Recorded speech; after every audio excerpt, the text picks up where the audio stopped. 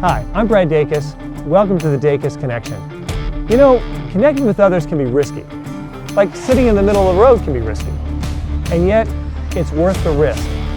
Check out this next show, and we'll show you how.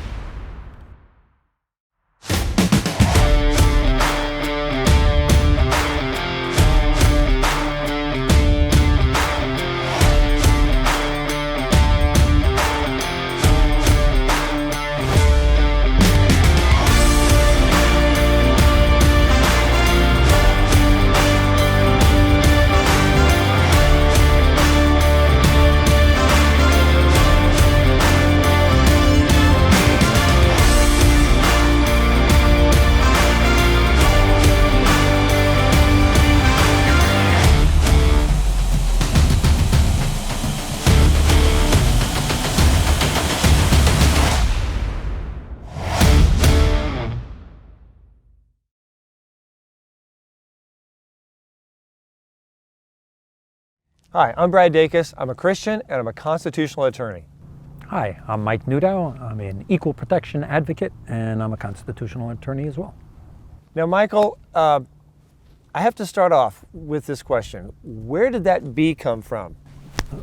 Sorry. Oh, this one. Yeah. So I'm wearing this. I have a little wound there and was covering it up. And then I thought about the laws that we've had in our country, which are applicable to this conversation. And starting in the 1700s, the law, which became the law of the District of Columbia, and it was not overturned until 1908. And it said if you denied God's existence, you were punished by, if the first offense was punished by boring through your tongue and fining you 20 pounds sterling. If you did it again, the fine doubled and you had a B inscribed on your forehead. And then if you did it a third time, the penalty was death. And this was the law on the books in the District of Columbia, our federal system. Right, so. And I bet you're glad that it's not on the books. I know I am. I'm glad you're glad, but in the old times, obviously the nation and the religious right, or whatever you want to refer to them at the time, felt that was an appropriate law, which right. I think is pretty scary. Yeah, oh yeah, it definitely, I agree. Now we met in the courtroom, and we were actually arguing different sides on the question of whether "In God We Trust" was constitutional on our currency. Correct. Do you remember that? I remember it quite well. Yeah. And I remember afterwards, I was very impressed with your oral argument. You did an excellent job. Thank you. And I felt compelled to come over and congratulate you. And because I really didn't think there was anyone I knew that I think could have done a better job with your oral argument than you did. You're a very gifted, talented attorney. You're also a medical doctor. So I'm still going to take vitamins. Okay. But I remember I was really impressed though with you and your response because, I said, I remember saying, if someday if you change your position on the Establishment Clause, which we vehemently have different opinions on, it'd be great to have someone with your skill set working for Pacific Justice. And then you responded by saying, well, maybe we can find some points where we can agree on. And that really spoke to me as someone who isn't out for just division, but is actually committed to what you believe, but not for the sake of and at the expense of dividing or tearing apart people or relationships. And I was very, very impressed with that. And that's one reason you were the first to come to my mind when I was thinking about doing this program, The Connection. Well, thank you. Yeah.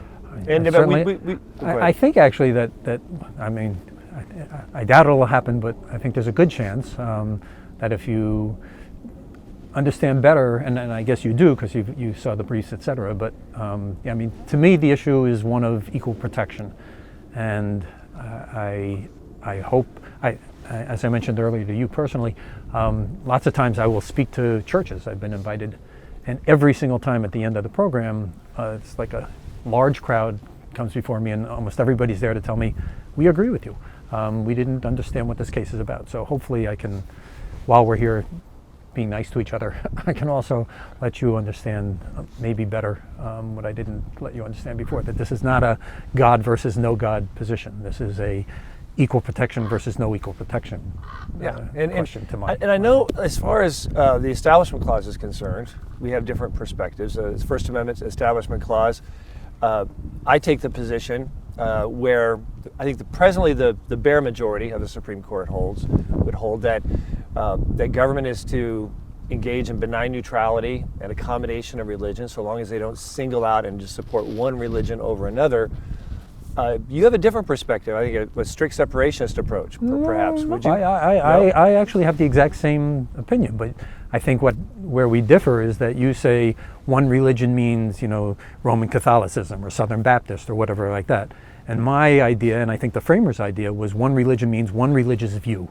And whatever that view is, that Jesus is Lord, that there's a God, that there is no God, that any of those views, the government is not allowed to side. And Justice Scalia said it perfectly. He said the government may not lend its power to one or the other side in controversies over religious dogma. Then he went and said that atheists can be disregarded, which was a rather extraordinary statement from a justice of the Supreme Court. But the first statement that he made there is correct. The government can't take sides. And clearly government is taking sides, in my mind, when it says, in God we trust. When it stands little kids up every morning, say, we're a nation under God. When the Supreme Court starts, may God save the United States in its honorable court. When the president, every time he has a speech, ends it, God save the United States and God save you, God bless you. And all. We have government taking one side that there is a God, and government's not allowed to do that. Yeah. But when we look historically, though, as far as like the Declaration of Independence, it was premised upon a creator, and that it was based on the existence of that creator, of the laws of nature, nature's God, that we justified our breaking away from England. Then our Constitution acknowledges fundamental rights. These are rights not created by man. And if they're not created by man, then where do these fundamental rights come from? How'd you make that step, not created by man? Who wrote the Constitution? Well, they recognized them, but in writing it, they said these are rights that can't be taken away from us. Not in the Constitution. In the Declaration of Independence, which, by the way, castigated, spoke about the fact that that England had just passed the Quebec Act and given credence to the Catholic Church. That's in the Declaration of Independence too, and that the Indians are savages. That's in the Declaration of Independence too. There's no question that all those people believed in God. There's also no question that back in those days, there wasn't much else to believe in. We didn't know about relativity. We didn't know about infection. We didn't know about a whole bunch of things. So they were largely ignorant, and they spoke in terms of principles, and then sometimes they violated those principles. They spoke about all men are created equal, and they owned, bought, and sold black people. Okay, so if you're going to look at history, why aren't you advocating for white supremacy? Yeah, right? The framers believed it was okay. If that's your argument, Justice Souter said it very nicely. He said the framers, like other politicians, were capable of raising constitutional ideals one day and turning their backs on them the next. Right. And I understand that clearly, because I would call it judicial activism. But nonetheless, when we look at the history of the Constitution, it's got problems in it, saying that blacks are not fully people for purpose of the Constitution. That was outrageous.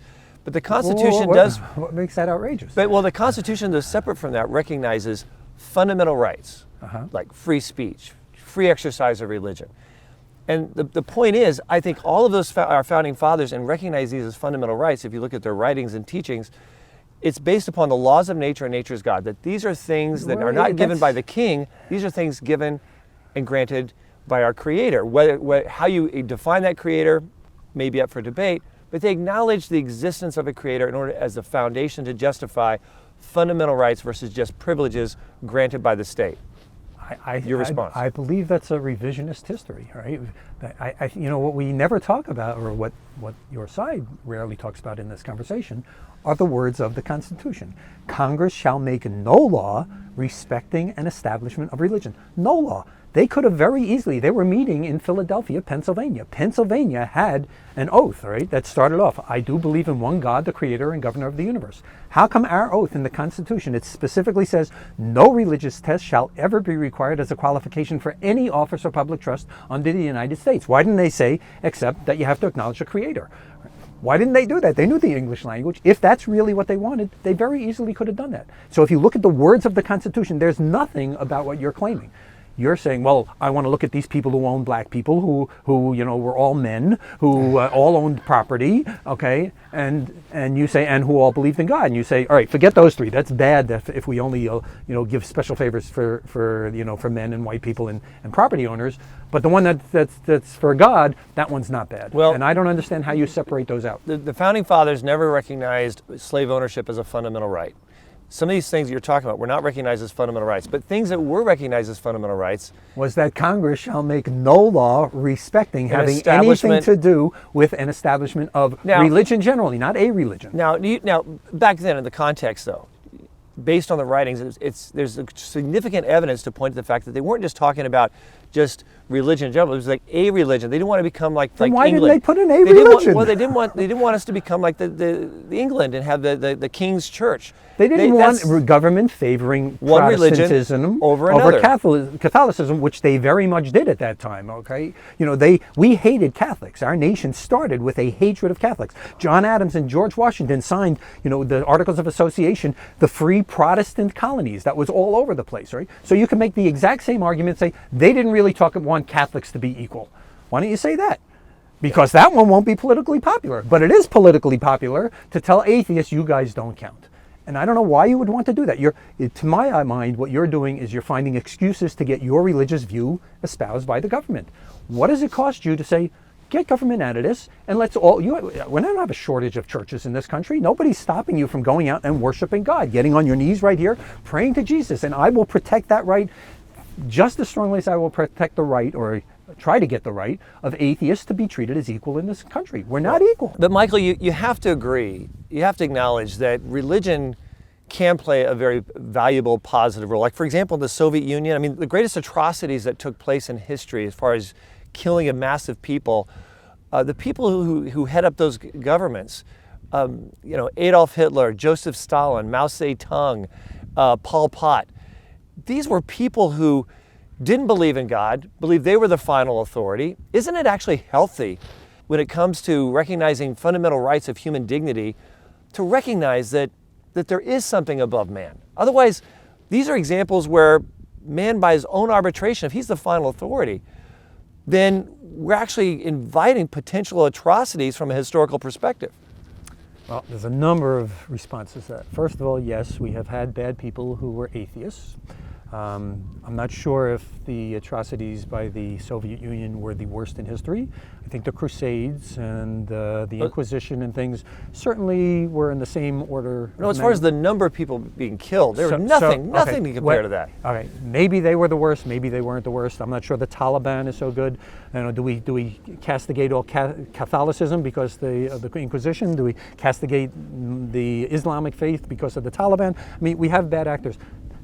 No one's supporting killing in the name of God, or not in the name of God, or in the name of atheism, which they didn't do it, by the way, in the name of atheism. They just didn't believe in God. Right. So, which is very different from doing it in the name of God. But in any event, yeah, we have bad things, and bad things are bad things. They should, no matter who's doing it. But the idea that if we don't have God telling us what's right, I mean, it's not as if God is talking to us. We all have all these different views of what God wants, all right? Does God want euthanasia? Does God want abortion? Does God want gay rights? I mean, you'll get a whole spectrum on there, all right? We don't know what God wants if there is a God, all right? So the idea that, we can rely on God when everybody's arguing about what God means seems to me a little disingenuous. More importantly, there's another way to do it. Atheists say, I don't need a God to do that. I can think and say, you know what? Hurting other people is bad, okay? Why? You know what? But why is it bad? Because they do it by reason. They say, okay, we're all people here, okay? I can imagine that I could have been born in some poverty-stricken area and not been able to feed my family and gotten horrible diseases that are easily cured here. I can see all that. I don't see the idea that just because I happen to be born here or had the parents I had or the society I have or the country I have, that I should be getting better favors. I think there's something inherently human about trying to treat other people and helping them. Right? I don't need God to do that. But why is there something? And what's your why? Because I've decided God has told me? See, I believe yes. that underlying the values that we cherish in society, recognizing humanity, that those values are implicit and come from a culture of faith. And but for faith and belief in something above man that holds us accountable, our society would not be as civil as it is today. We would actually, religion is something that is very crucial. Our founding fathers even pointed out that religion and faith is critical for their survival of freedom and liberty. Our founding fathers pointed out that one of the most dastardly influences in human history is religious favoritism. That's why we have those first 10 words of the Bill of Rights. They recognize the harm that comes when government gets involved in religion and says, this religious view is right, that religious view is wrong, and they saw the murders and the horrors that occurred as a result of that. Oh, and that's what they put in the Constitution. Well, they didn't put your view in the Constitution. They put my view. That is my view. I believe that the government can be tyrannical when they favor one religion over another, but recognizing but they can favor belief in God over disbelief in God. What is the difference between those two things, except the number of people who get excised from government's favor? I don't understand. How are you making that distinction? The recognition of fundamental rights requires the acknowledgement of a creator of fundamental rights. Do you see that as your religious view? No, Do you understand that I don't hold that view? This wasn't my view. This was, and you don't have to have that view, but this was clearly the view of the founders of the Constitution. Some founders of the Constitution. If we want to in a time when they didn't know a lot about anything, they didn't understand about relativity. They didn't even hear of it. Okay, there's a lot of things that they didn't know. Okay, Michael, let's talk about some cases. Okay. Because I think that's a good way of finding out where people are coming from. Now, recently there was the big bakery case out of Colorado, where the baker, who was a committed Christian, refused to make a wedding cake for a gay couple that was getting married based on his religious beliefs, sincere religious beliefs. Wasn't because he hated a group or this group. He provided services to people who are gay customers all the time. But he didn't want to make a wedding cake with that messaging that went against his beliefs and convictions. What would be your take on that? I would think of what Justice Alito stated during his confirmation hearings. He said, often there are conflicting freedoms, and that makes the case difficult. This is a classic case. This is somebody who has free exercise, who wants to live his life and does not want to in any way endorse the idea that gays should be able to have marriage. We have another conflicting freedom, the freedom of the gay person to not be ostracized in society, to not have laws that allow him to be denigrated. Notice there's no governmental law denigrating him. This was an individual who you can interpret as a gay as denigrating you. And that makes it very difficult. This is very difficult from the Establishment Clause. What is the other side? All right, we have the freedom to know that government's not going to take sides in matters of religion. That's what and tell me if you disagree that that's what the establishment's about, right? And then what's the conflicting freedom with that on your side? Is there a conflicting freedom? There isn't. There's one freedom. The freedom to know that everybody in America will not have government denigrating their religion, not have government favoring some other religion. Right. It's supposed to treat us all equal and show equal respect for all of our religious views. It's not doing that when it says in God we trust. It doesn't do it. It's no different from saying in Protestant Christianity we trust. The only difference is the amount of people who are excluded. That's the only difference. But as far as the cake case is concerned, you recognize that his free exercise rights. Absolutely, there's a conflicting freedom, and one has to trump the other. I don't take a view on that case. I say society is going to have to decide which one counts more. Right? You have two conflicting freedoms. That's a hard case. The Pacific Justice Institute has taken on a number of cases involving street preachers. We've seen a dramatic increase in people boldly proclaiming their faith in public places, public sidewalks, being not just fined, but having criminal charges brought against them, misdemeanors, for up to a year behind bars as the punishment. We find all kinds of reasons. It could be, because you're preaching too loud. It could be because your content of your speech, you talked about sin, and one of those sins you mentioned was offensive to someone. They called it hate speech. You're going to have to go through a reorientation training program. This stuff is really alarming to us, and I know I personally represented one of these street preachers in San Antonio. We got the charges dropped. That seems to be what happens. They wait till the day before the trial or the day of the trial. Then they go ahead and the district attorney has the charges dismissed. But what do you think about this? Should people be able to boldly proclaim their beliefs, including their religious beliefs, even though there's a society, people in a public place, who may not want to hear it? I think it sounds to me like some government official who was violating the Constitution. People have free speech rights.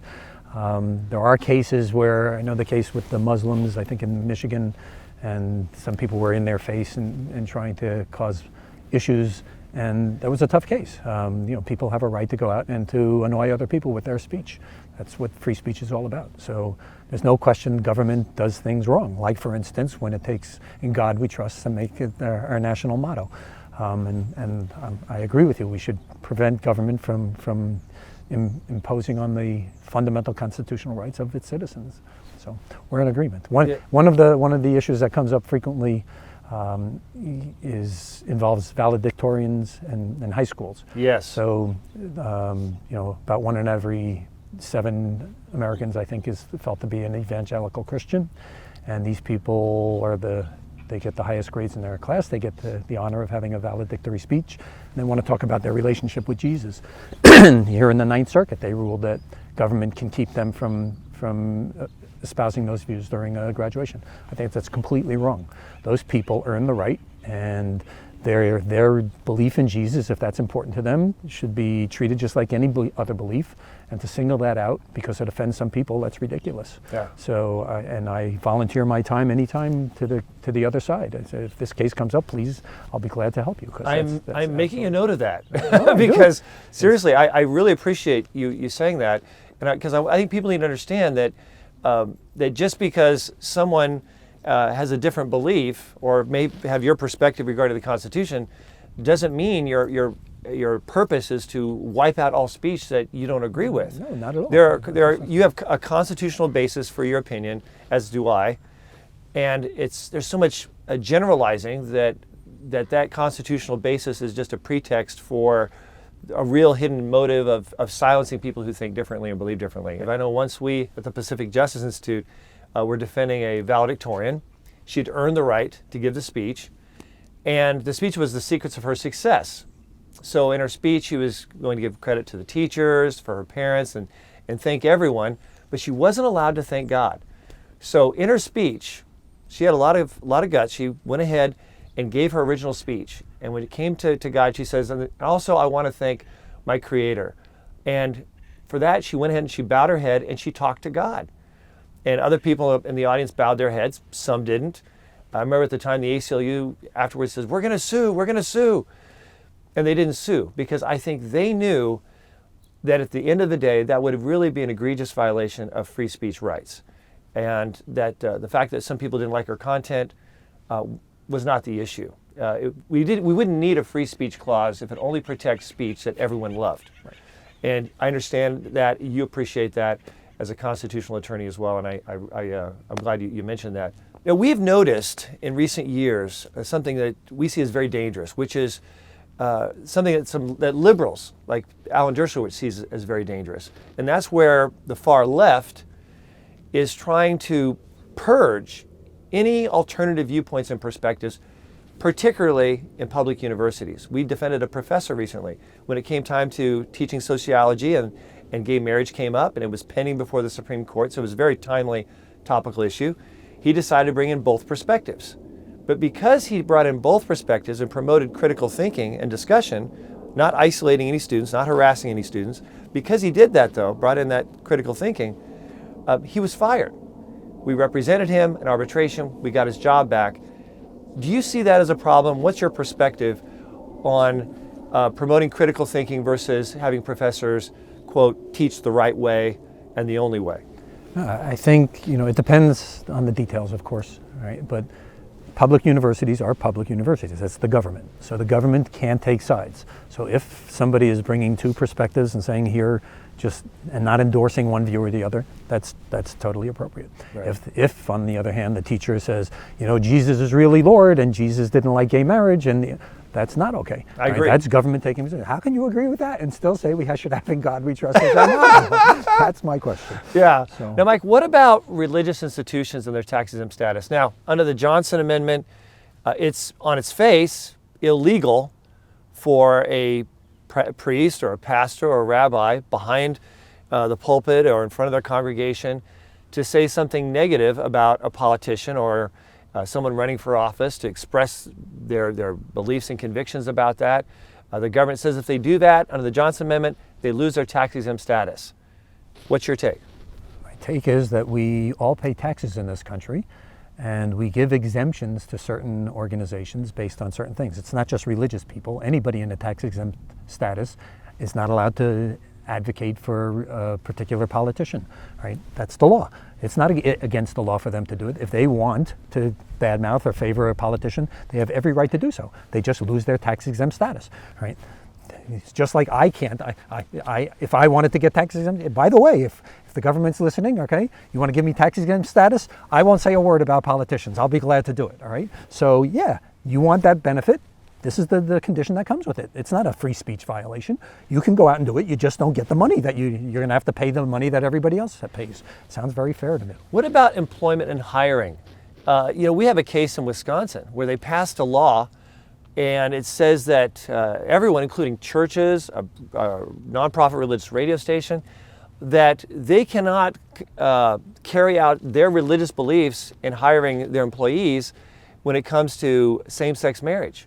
That if they do that, they violate this ordinance, and the government's going to come down and punish them. Shouldn't there be actually a healthy protection of religious institutions from government coming in and saying, we don't care about your faith and your sincere beliefs.